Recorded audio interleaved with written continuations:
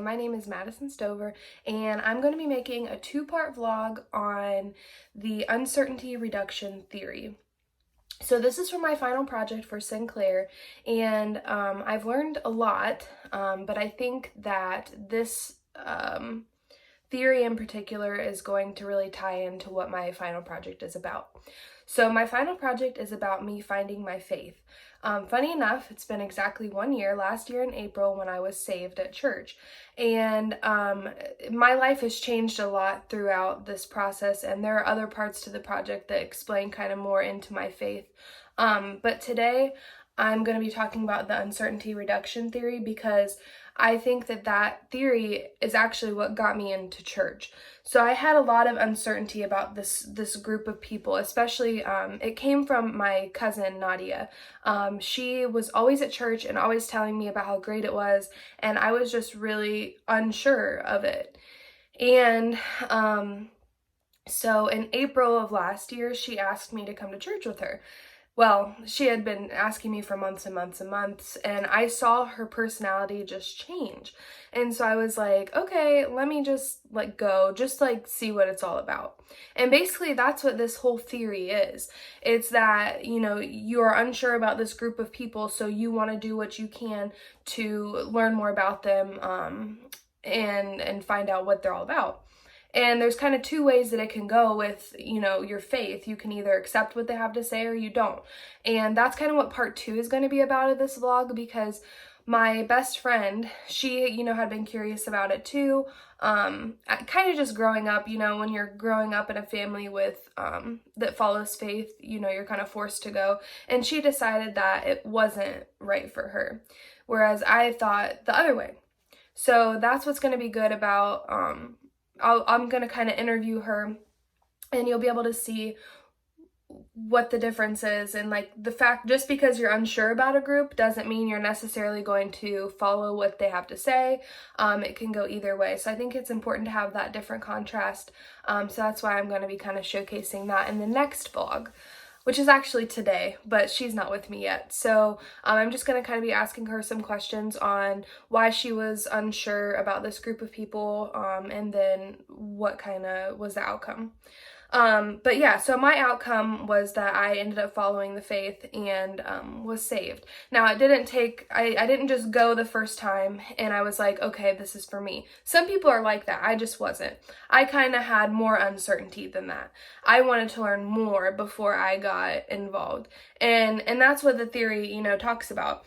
It's there, there's different ways that these people, there's different types of uncertainty and how you're going to change, Hold on. Okay, so I was actually having some trouble accessing my course online. So I found a source that really talks about the uncertainty reduction theory, and it's from Oregon State University. And it says, there are 3 basic ways people seek information from one another. There's the passive strangers, we observe the person, and then there's active strangers, we actually ask about it, and then there's interactive strategies, and we communicate directly with the person. So I would say that, kind of with me finding my faith, I did all of those because I observed other people at the church. I talked to my family directly.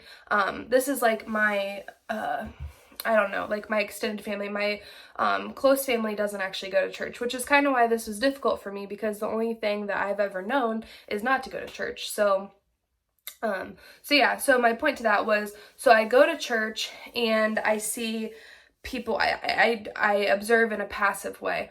I watch the people as they come in. I've always kind of thought, well, people who are Christian are kind of judgy and all that stuff. So I was observing people, I was like, what's all this all about? But everybody that was there, was super positive and happy, and I didn't feel judged at all.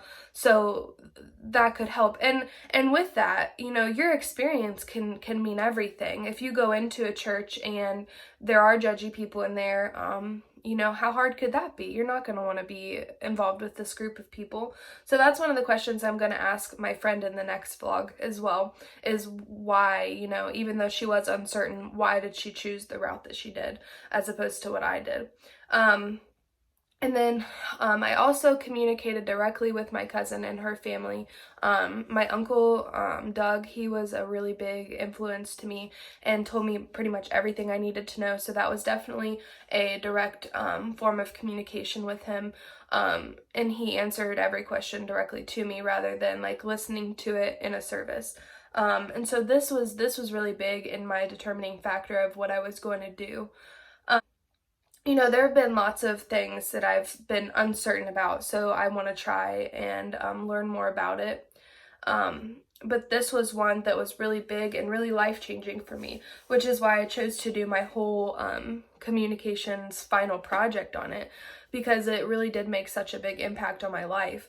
And I feel like communication is a really big part in faith because, you know, you not only do you communicate with the Lord, you communicate with other people, and you're a direct I don't know what the word is. You're a direct example of the faith. So, you know, it kind of, you have to set that example and be able to communicate with others and, you know, teach people if there's anything that they need taught about. So I communicate a lot with my faith, and there have been times when it's hard and, you know, people are uncertain. They have the same uncertainty that I did, and they come to me with questions, and sometimes it is hard to get those questions right away. But, you know, I strive to do it.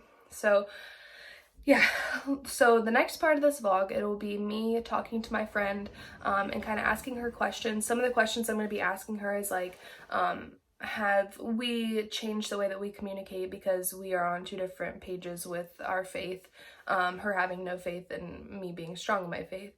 And then, you know, just kind of, I'm going to ask her about her uncertainty and what she did to, I'm going to ask her about her uncertainty and what she did to overcome that, and has she really gotten all her questions answered and stuff like that. And I have her permission because I know that this is like a very sensitive subject for some people, and it's not always easy to talk about it. But I have her permission to go ahead and move forward with that. So yeah, stay tuned, and that will be in our next vlog. We're actually going hiking, so I'm going to do it in the woods. Well, I don't know if we're going to be in the woods, but I'm going to do it outdoors. So we will see. Stay tuned.